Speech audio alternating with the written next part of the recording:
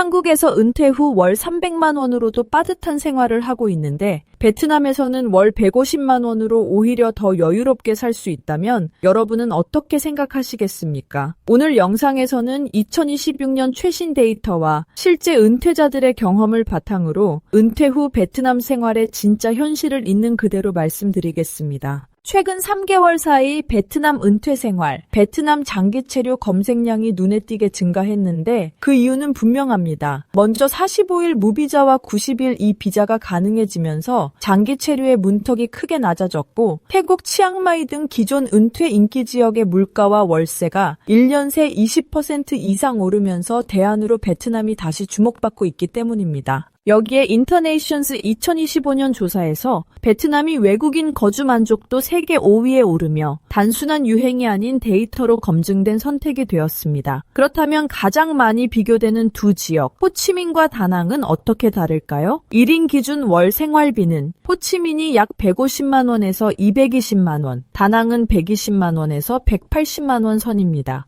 호치민은 원룸 월세 약 70만 원, 식비 50만 원 수준으로 한인병원, 식당, 학원, 은행까지 한국과 거의 같은 인프라가 갖춰져 있어 활동적이고 사람 만나는 것을 좋아하는 분들께 적합합니다. 반면 다낭은 원룸 월세 약 50만 원, 식비 45만 원 정도로 바다와 자연, 조용한 분위기가 강점이며 미케비치 도보 생활, 골프장 접근성 등 운동과 휴식을 중시하는 은퇴자에게 천국 같은 환경을 제공합니다. 다만 의료 인프라는 호치민이 다소 유리한 편입니다. 이제 가장 중요한 비자 현실을 살펴보겠습니다. 현재 은퇴자들이 실제로 선택하는 방식은 4가지로 정리됩니다. 첫째, 90일 이비자를 반복하는 방식으로 초기 비용이 거의 없고 유연하지만 3개월마다 태국이나 싱가포르로 비자런을 해야 해 체력적으로 부담이 될 수 있습니다. 둘째, 소규모 법인을 설립해 투자자 비자를 받는 방법은 1년 이상 안정적인 거주가 가능하지만 설립비 약 500만 원 이상과 매달 회계세무 비용이 발생합니다. 셋째, 파트타임 컨설팅 계약을 통한 워크퍼밋 방식은 의료보험과 체류 안정성이 장점이지만 스폰서 회사가 필요하고 근로규정을 지켜야 합니다. 넷째, 가장 많은 분들이 선택하는 방식으로 6개월 체험 후 한국으로 귀국하는 실험적 은퇴 사이클입니다. 그렇다면 실제 은퇴자들은 베트남 생활을 어떻게 평가할까요? 만족 포인트로는 월 고정비가 한국의 절반 수준으로 줄어들어 경제적 압박이 크게 완화되고 아침 수영과 저녁 산책 같은 건강 루틴이 자연스럽게 자리 잡으며 한인 커뮤니티를 통한 봉사와 취미 활동이 활발하다는 점을 꼽습니다.